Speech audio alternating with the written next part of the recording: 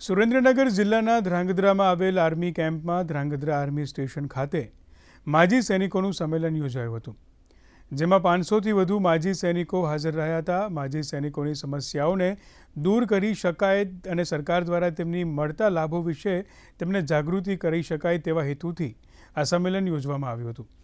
કાર્યક્રમમાં માજી સૈનિકો કે જેઓ પાકિસ્તાન કે બાંગ્લાદેશ સામેના યુદ્ધ વખતે ફરજ બજાવતા હતા તે જવાનો તેમજ વીર નારીઓને સન્માન કરી પ્રોત્સાહિત કરવામાં આવ્યા હતા। એની તમામ ઝીણવટભરી માહિતી આપવામાં આવી। 1971, 1962 વગેરે લડાઈના જે ભૂતપૂર્વ સૈનિકો અહીંયા હાજર રહ્યા છે એ તમામને સન્માન કરવામાં આવ્યું। એચઆઈવેબલ કાર્યો કર્યા હોય એને આમંત્રિત કરી અને બહુમાન કર્યું।